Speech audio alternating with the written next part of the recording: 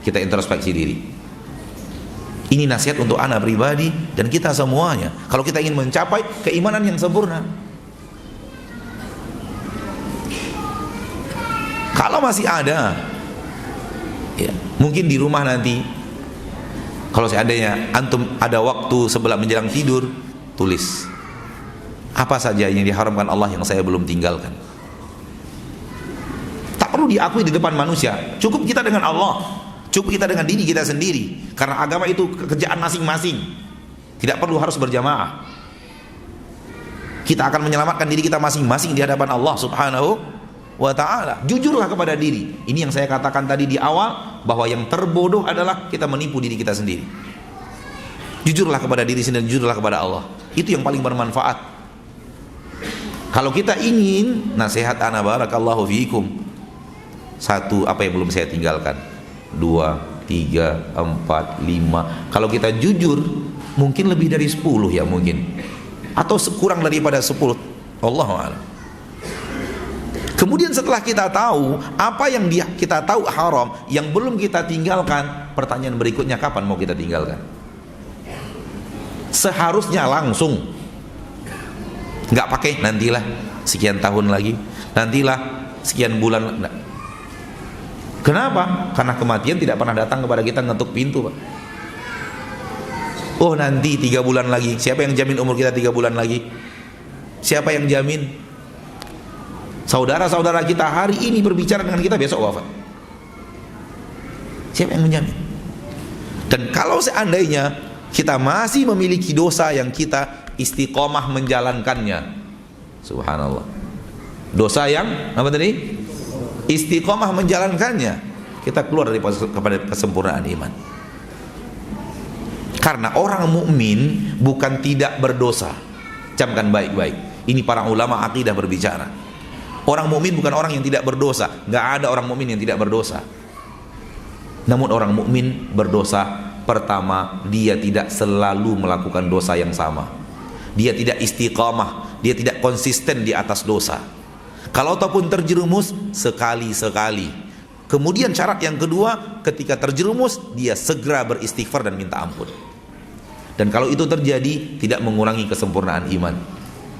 Boleh jadi suatu saat terjerumus, melakukan kesalahan, entah lisannya berdusta, lalu selalu dia istighfar, astagfirullah, saya melakukan hal yang telah diharamkan Allah kepada saya, minta ampun kepada Allah seketika. Itu yang Allah katakan di dalam Al-Quran, innamat taubatu ala Allahi lilladina ya'maluna su'a bijahalah thumma yatubuna min qarib. Taubat akan diterima oleh Allah dari orang-orang yang melakukan satu kesalahan karena kebodohannya, kemudian segera beristighfar. Walaisatit taubatu lilladina ya'maluna sayyi'at. Bukanlah taubat untuk orang yang selalu dosa, dosa lagi, dosa lagi, dosa lagi. Artinya apa? Konsisten di atas dosa, komitmen di atas dosa. Sore ini melakukan dosa yang sama, besok sore melakukan dosa yang sama, pagi dosa yang sama, sore dosa yang sama, malam dosa yang sama, besok dosa yang sama. Dan itu subhanallah, kalau kita mau introspeksi diri, masih ada loh yang harus kita tinggalkan. Masih ada loh yang kita tahu haram, masih kita kerjakan karena menurut kita kebiasaan. Menurut saya susah, saya tinggalkan. Nggak ada yang susah. Kalau orang mukmin benar-benar beriman kepada Allah, nggak ada yang susah baginya. Termasuk rokok.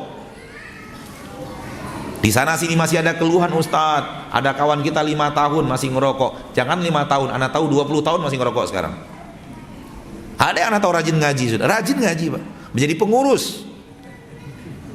Tapi anak tahu dia ngerokok. Dari mana anak tahu? Laporan orang kiri kanan. Begitu dia turun, jatuh rokoknya. Nggak sengaja Allah perlihatkan. Sudah 20 tahun ngaji, tapi belum juga meninggalkan rokok. Padahal dia tahu dari 20 tahun yang itu haram. Kebiasaan, pertemanan, bla bla bla bla, alasan. Kapan kita akan tinggalkan? Ya mungkin di Pekalongan nggak ada. Mungkin ya, nggak tahu anak. Tapi melihat senyum jamaah kayaknya ada juga kayaknya. Ya, ternyata penyakitnya di mana-mana seperti itu. Sudah tahu kita haram, kapan kita tinggalkan? Seharusnya sekarang. Seharusnya nggak pakai diundur-undur. Karena begitu Nabi memerintahkan. Dalam hadis yang sahih di Imam Bukhari dan Muslim dari Abu Hurairah radhiyallahu taala anhu, Nabi mengatakan, "Ma nahaitukum anhu fajtanibuh." Apa yang aku larang tinggalkan. Di sini nggak pakai angsur-angsur. Wa ma amartukum bih fa'tu minhu mastata'tum. Apa yang aku perintahkan, lakukan sesuai kemampuan. Jadi yang lakukan sesuai kemampuan perintah, bukan larangan.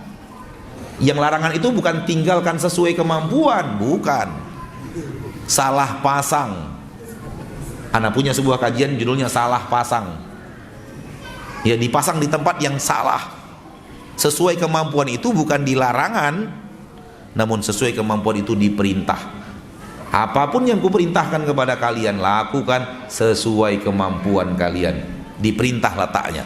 Adapun dilarangan, apapun yang aku larang, tinggalkan. Tak ada Nabi mengatakan tinggalkan sesuai kemampuan.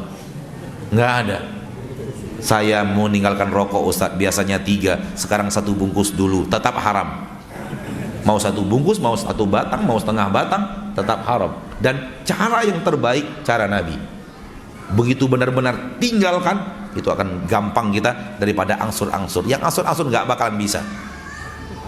Karena yang namanya maksiat, Nabi yang merumuskannya. Cara yang terbaik, tinggalkan. Mari introspeksi diri.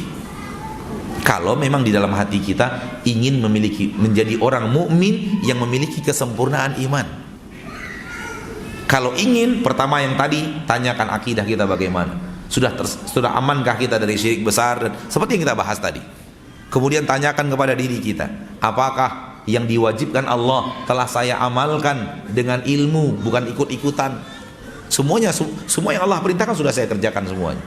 Yang diwajibkan maksudnya, diperintahkan dalam tanda kutip wajib, sudah diperintahkan. Semua diperintahkan Allah dan Rasulnya yang wajib sudah saya kerjakan. Dan saya mengerjakannya tidak ikut-ikutan, tapi sudah benar-benar menimba ilmunya, belajar ilmunya dan mengamalkan. Kemudian pertanyaan yang ketiga, yang terakhir, itu yang pertanyaan paling panjang, Pak. Dan di sini kerap kali syaitan itu datang kepada kita dan merayu kita. Alah, kamu kan udah 15 tahun ngaji, dosa kayak gitu sedikit nggak ada masalah lah gitu.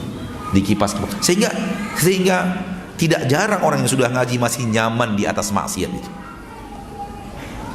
Sekali lagi, kalau kita lakukan itu, kita tidak sayang kepada diri kita. Karena setiap maksiat yang kita lakukan dan kita tahu itu diharamkan Allah, kita mengundang azab dan bencana dan murka Allah kepada diri kita sendiri. Oleh karena itu, setiap pelaku maksiat yang diharamkan Allah, Allah mengatakan mereka menzolimi diri mereka sendiri. Kenapa? Karena maksiat yang mereka lakukan kehancuran untuk diri mereka, bukan untuk orang lain. Man amila salihan fali nafsih. Barang siapa mengamalkan amal soleh untuk dirinya. Wa man asaa. Barang siapa yang berbuat hal yang buruk alias berbuat maksiat, fa alaiha. Dia yang merasakan akibat buruk daripada maksiatnya itu.